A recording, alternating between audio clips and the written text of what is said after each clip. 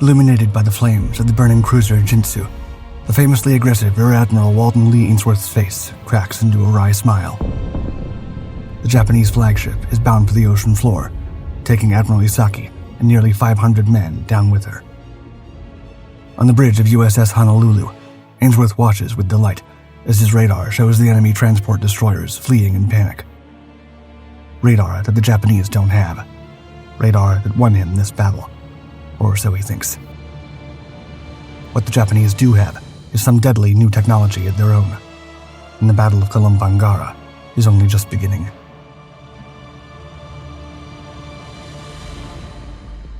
July 12, 1943, 5 p.m. Rear Admiral Ainsworth's Task Force 18 slips out of his anchorage at Tulagi and heads into the waters north of Guadalcanal. Clear skies and calm seas greet the formation as it passes Savo Island, the entrance to the hotly contested narrow waterway known as the Slot. On the bridge of his flagship, the light cruiser USS Honolulu, the 56-year-old Minnesotan admiral reviews his force with satisfaction. Alongside Honolulu, steam the light cruiser USS St. Louis and the Royal New Zealand Navy cruiser HMNZS Leander. 10 destroyers complete the task force, 5 forming a vanguard squadron, 5 bringing up the rear. It's an impressive force, and Ainsworth has every reason to be confident. Just 1 week ago, at the Battle of Kola Gulf, his ships intercepted a Tokyo Express run, a flotilla of fast warships carrying troops and supplies to reinforce Japanese positions in the Solomon Islands. The engagement cost him the cruiser USS Helena, torpedoed and sunk with heavy loss of life. But Ainsworth believes he inflicted far greater damage on the enemy. Multiple Japanese ships destroyed, their reinforcement mission thwarted. His leadership, courage, and tactical brilliance in the battle would soon see him awarded the Navy Cross. Tonight, Ainsworth is eager to repeat that success. Allied coast watchers have already reported the Japanese departure, a Tokyo Express force heading south through the Slot. The intelligence reports describe a light cruiser, 51-year-old Rear Admiral Shinji Isaki's flagship, Jintsu, escorted by 5 destroyers, with 4 destroyer transports carrying 1,200 desperately needed troops to reinforce Villa on Kolombangara. Isaki, an experienced destroyer squadron commander, is leading his ships on what's become an increasingly dangerous mission. Ainsworth's orders are to intercept and destroy them before they can land their cargo. His tactical plan is straightforward. Use radar to locate the enemy in darkness. Send the lead destroyers in for torpedo attacks while the cruisers maneuver into position. Open fire with the cruiser's main batteries, then turn away before Japanese return torpedoes can reach them. Yet there are complications he can't ignore. Leander only joined his force days ago as a replacement for Helena. The New Zealand cruiser has never operated with the rest of Task Force 18. Worse, Destroyer Squadron 12, the 5 destroyers in the rear guard, were also added at the last minute to replace losses from previous engagements. Captain Thomas Ryan and his captains have barely met Ainsworth, let alone conducted exercises with the task force. Still, his concerns seem manageable. Ainsworth has superior firepower, and unlike the Japanese, he has radar. As darkness falls, Task Force 18 steers northwest along the coast of Santa Isabel Island. Ainsworth positions his ships close to the island's western shore, using the landmass to shield his force from Japanese reconnaissance aircraft. His formation moves in a single column, 5 destroyers in the lead, followed by the 3 cruisers, then 5 more destroyers bringing up the rear. The night is clear and calm, but the bright moonlight troubles Ainsworth. His ships are exposed, visible for miles across the flat water. At 11 p.m., concerned about being spotted, he orders the entire task force to general quarters. Throughout the column, sailors rush to battle stations, gun crews stand ready, and lookouts scan the darkness ahead. Shortly after midnight, Allied reconnaissance aircraft report contact. A Japanese force, approximately 26 miles away, heading south toward the island of Kolombangara. Ainsworth alters course toward Visu and orders increased speed. Unfortunately, Leander, the oldest and slowest ship in the formation, can only make 28 knots. The Japanese, steaming at 30 knots, are actually pulling ahead. The gap closes, but slowly, agonizingly so for Ainsworth, who knows that every minute gives the enemy more time to land their troops and escape. But good news is not far behind. At 1 a.m. on July 13th, the sky begins to grow overcast. The bright moonlight fades behind clouds, a welcome development that will make it harder for Japanese lookouts to spot the approaching American force. And that's not all. Just moments later, on Honolulu's radar screens, a contact suddenly appears, about 20 miles to the east of Kolombangara's northern tip. Then more contacts. The Japanese force was exactly where the reconnaissance aircraft reported. Ainsworth studies the radar plot. This is the moment he's been waiting for, and he has every advantage on his side. Within 3 minutes, lookouts on the American destroyers spot the Japanese formation on the horizon. Dark shapes against darker water, approximately 7 miles distant. Ainsworth doesn't hesitate. His orders snap out across the talk-between ships radio. Lead destroyers increase speed and prepare to engage with torpedoes. Cruisers turn 30 degrees to starboard, unmasking their main batteries. Throughout the task force, sailors spring into action. On the destroyers, Nicholas, O'Bannon, Taylor, Jenkins, and Radford, Commander Francis McInerney's Vanguard Squadron, crews rush to their torpedo stations. Gun crews in the 3 cruisers train their weapons toward the enemy contacts. Ainsworth orders the cruisers to turn further right, bringing all their guns to bear. Japanese formation appears to be steaming steadily on course, apparently unaware of the American presence. Everything is proceeding perfectly. At 1:10 a.m., McInerney's destroyers launch their torpedoes at a range of just under 10,000 yards. 20 Mark 15 torpedoes streak through the dark water toward the Japanese ships. 2 minutes later, the silence is violently shattered as Honolulu, St. Louis, and Leander open fire simultaneously, their 6-inch guns thundering across the water. Overhead, American spotting aircraft circle in the darkness, radioing corrections to the gunners below. The 3 cruisers concentrate their fire on the largest target. The Japanese light cruiser leading the enemy formation, Admiral Isaki's flagship, Jintsu.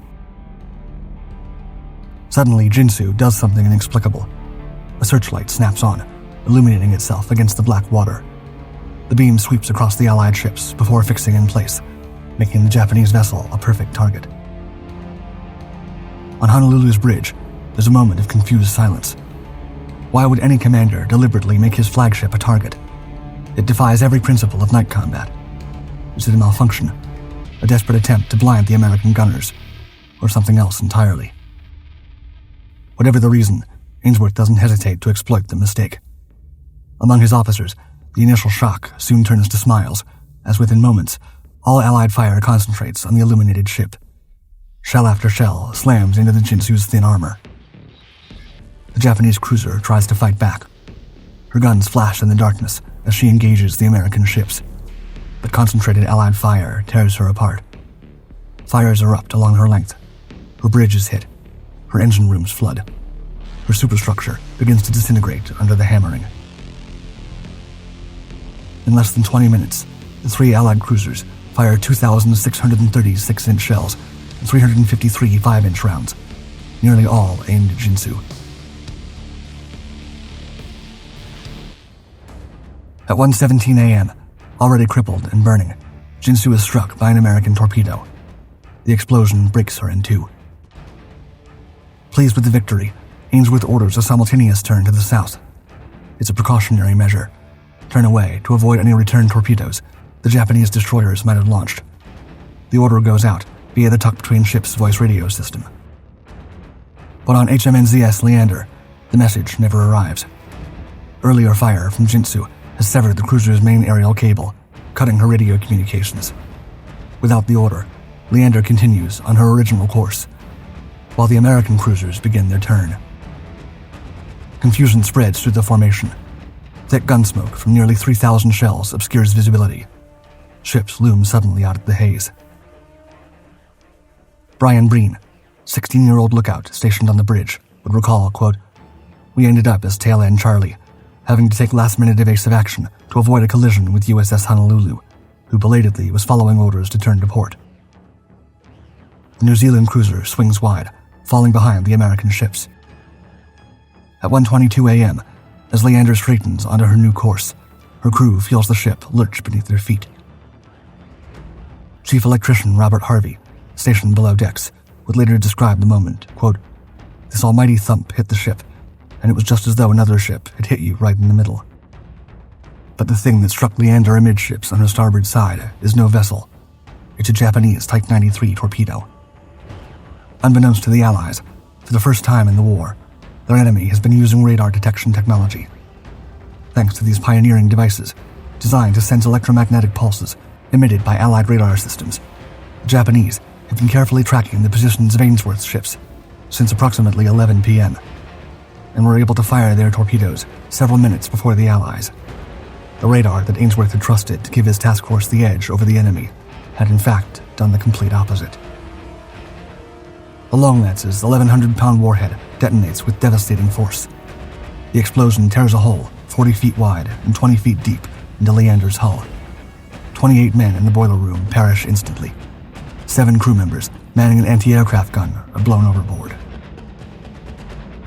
Up on the bridge, Breen watches in horror as the ship's damaged systems trigger an unexpected danger. Quote, "The tremor through the ship must have flipped the shutters on one of the searchlights open, flooding light into the water, lighting us up for all to see." Fortunately, the crew was able to break the circuit and turn off the searchlight. But moments later, the ship goes completely dark. The power has failed. Forward momentum stops. Leander is dead in the water, listing to port, while her crew fights desperately to save her. Breen later remembered, quote, "I remember thinking, are we going to stay afloat? Our life jackets didn't look too good." Commander Stephen Roskell, Leander's executive officer, has been wounded by the blast and nearly swept overboard. Known throughout the ship for his relentless focus on damage control drills, sessions that many crew members found tedious and excessive, Roskell now directs repair teams throughout the ship despite his injuries. His unpopular training is about to prove its worth. Eventually, through great effort, damage control teams manage to restore some engine power. Leander works up to 10 knots and begins limping toward Tulagi, escorted by the destroyers Radford and Jenkins. Below decks, medical personnel treat 15 wounded sailors in the sickbay, most suffering broken bones and fractures. They'll work for 18 hours without a break, fortified only by lime juice and salt tablets as they fight to save lives in the darkness.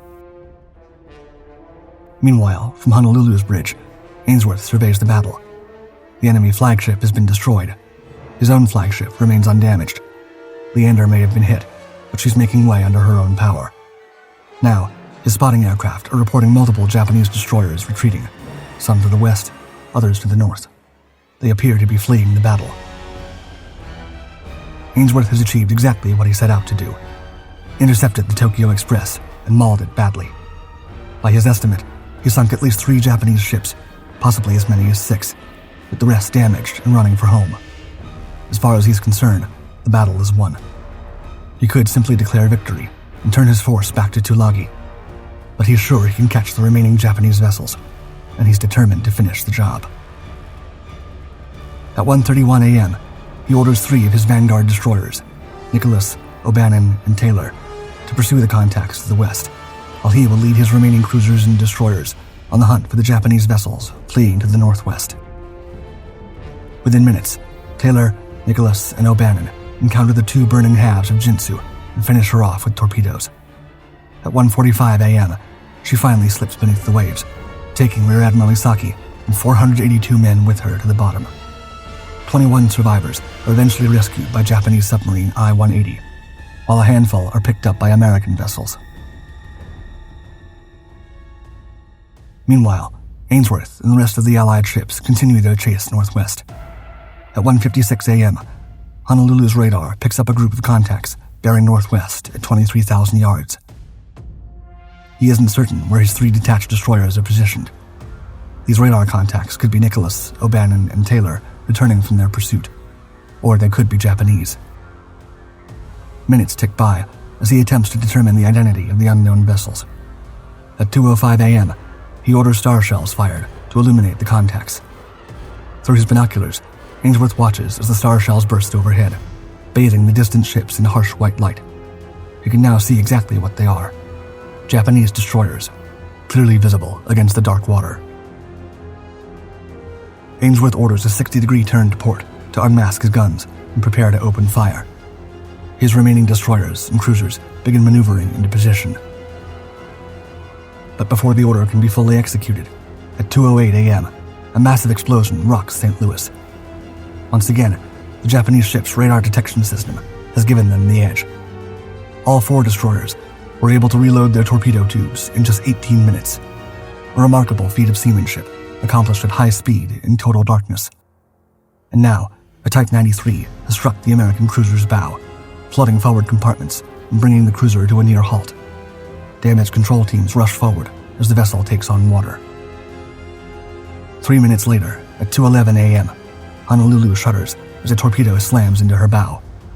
The second torpedo strikes her stern, but fails to detonate, a dud that could have sent the flagship to the bottom. The cruiser slows dramatically, struggling to maintain steerage. At 2:09 a.m., Gwyn's captain, Lieutenant Commander John Fellows, spots another torpedo heading directly for his ship. He orders hard right rudder, and Gwyn narrowly evades the deadly long lance. 5 minutes later, at 2:14 a.m., Gwyn's luck runs out. A torpedo slams into her port quarter. The explosion is catastrophic. Jagged pieces of steel fly into the black sky. The hit knocks out her steering gear and aft engine room. Radio transmitters go dead. The main deck is awash. In the engineering spaces, several men lose their lives instantly where the torpedo explodes. Others trapped in wrecked compartments die in gusts of live steam or drown as the sea rushes in. The destroyer burns with white heat, a terrible sight against the darkness. Ensign G.E. Stransky leads a damage control party into the inferno. Searing heat and suffocating oil smoke scorch and blind them. They fight the vicious ammunition and oil fires with desperate determination. Against overwhelming odds, they succeed in squelching some of the flames. But Gwyn's condition is critical. Only the destroyer Ralph Talbot manages to return fire, launching 4 torpedoes. Yet they streak harmlessly into the darkness. The Japanese destroyers have already disappeared into the night. On Honolulu's bridge, confusion reigns. How is this possible? These were supposed to be fleeing, crippled vessels. They're over 11 miles away. American torpedoes can barely reach 4 miles. What Ainsworth doesn't yet understand is the Japanese Type 93 and long-lance torpedoes can travel over 20,000 yards, nearly 3 times the range of American weapons. Faster, more powerful, and leaving almost no wake, they're the most advanced torpedoes in the world. And tonight, they've proven devastatingly effective. As dawn breaks, the 3 Allied cruisers, escorted by 2 destroyers, retire from the battle area. Gwyn, by now little more than the floating wreck, is left behind, with only USS Ralph Talbot standing by to assist. Throughout the long afternoon, Fellows calmly directs his crew's efforts to save their ship. They fight fires, patch holes, try desperately to restore power, but it's a losing battle. The damage is too extensive. Finally, Fellows gives the order no captain wants to give: abandon ship. At 9:30 a.m. on the morning of July 14th, Fellows and his crew watch from Ralph Talbot as their ship is scuttled. Someone aboard Ralph Talbot recites the service for burial at sea. The destroyer pumps shells into Gwyn's hull. In 15 seconds, she's gone, taking with her the bodies of 2 officers and 59 enlisted men. She's later awarded 5 battle stars for her service in World War II. The battered remains of Task Force 18 limp back toward Tulagi. Ainsworth requests air cover for the withdrawal. Sailing through the slot in daylight risks Japanese air attack. Fighter aircraft from the Russell Islands provide escort, and a formation of 18 Japanese dive bombers that attempts to strike the retreating ships is turned back. Though they arrive safely, St. Louis and Honolulu will both require months of repairs. New bows must be constructed at Pearl Harbor before they can return to Mare Island for complete refitting. Upon Leandra's arrival in Tulagi, a nighttime memorial service is held on the forecastle. The Bishop of Melanesia, Bishop Baddeley, along with the ship's chaplain, Claude Webster, lead prayers for the fallen and give thanks for the ship's survival. Commodore Richard Hale, who was a sub-lieutenant at the time, would later recall, quote, "I've never attended a more moving service. The light was only that of the moon and the stars. Hymns sung were those that were known well to us, and it was a completely informal, very moving, very sincere short service. After initial repairs, Leander sails to Auckland, where she enters dry dock at the Devonport Naval Base. There, sailors face the gruesome task of recovering 6 bodies that have remained entombed in the boiler room since the battle. Only 2 can be identified by their ID discs. The others are buried as unknown sailors. From Auckland, she's sent to Boston for a total refit. She will spend a year under repair and never return to combat during the war. Ainsworth later reflects ruefully on his decision to pursue what he believed were crippled enemy ships, admitting, quote, "No one knows the fallacy of chasing Jap torpedo boats with cruisers better than I." In total, the battle cost 89 Allied sailors their lives. The Japanese toll is over 5 times higher, and includes their admiral. Yet Isaki's demise raises the question that still haunts naval historians. Why did he order Jintsu's searchlight turned on?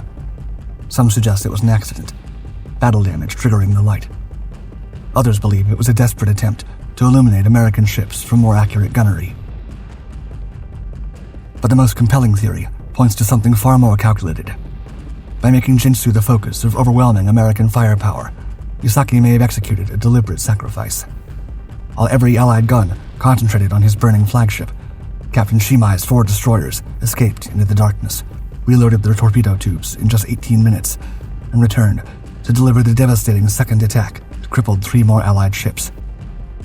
If true, it would explain the inexplicable. Isaki went down with his ship, taking the answer with him. But his mission succeeded. The 4 destroyer transports successfully completed their mission, landing all 1,200 troops at Villa. Despite its losses, Japan has achieved a clear tactical victory, demonstrating superior night-fighting techniques and the devastating effectiveness of its long-lance torpedoes. Yet the bigger picture tells a different story. Along with the previous week's Battle of Kula Gulf, the Battle of Kolombangara has shown the Japanese that the existing direct route taken by the Tokyo Express is getting increasingly risky. When another Tokyo Express force is attacked in the slot on the night of July 19th, leading to destroyer Yugure being lost and cruiser Kumano being damaged, they decide that enough is enough. From then on, they avoid sending transports through the Kula Gulf and find themselves forced to use the longer Vela Gulf and Blackett Strait routes along Kolombangara's western coast to move the reinforcements instead. What's more, the Allies have the industrial capabilities to quickly replace their sunken and damaged ships, but Japan does not. Even as it completes its objectives, the losses accumulated along the way begin to take their toll, and the balance of power tips in the Allies' favor. Parallels can be drawn with the previous year's Battle of Santa Cruz Islands, which Japan won, but which cost them large numbers of irreplaceable veteran air crews. As naval historian Samuel Eliot Morrison later observes, quote, "A string of such victories add up to defeat." Meanwhile, the Americans would soon make changes of their own. Admiral Chester Nimitz, studying the pattern of cruiser losses at Kula Gulf and Kolombangara, makes a strategic decision. The confined waters of the Solomon Islands are too dangerous for heavy cruisers. From now on, interdiction efforts will be the responsibility of destroyers and PT boats, smaller, more maneuverable vessels, better suited to the narrow channels and sudden engagements that characterize combat in these waters. The change in tactics proves effective. On the night of August 6th, Commander Frederick Moosbrugger leads 6 American destroyers in an ambush at Vela Gulf. His destroyers sink 3 Japanese destroyer transports and over 900 troops without losing a single ship. By late September, the very troops Admiral Isaki died trying to land at Villa are being evacuated. Between September 28th and October 4th, Japanese forces withdraw from Kolombangara entirely. The heavily fortified island, which Japan invested enormous resources to defend and reinforce, is simply abandoned. American forces later occupy it without firing a shot. The tide in the Pacific has turned, and no amount of Japanese tactical brilliance can reverse it.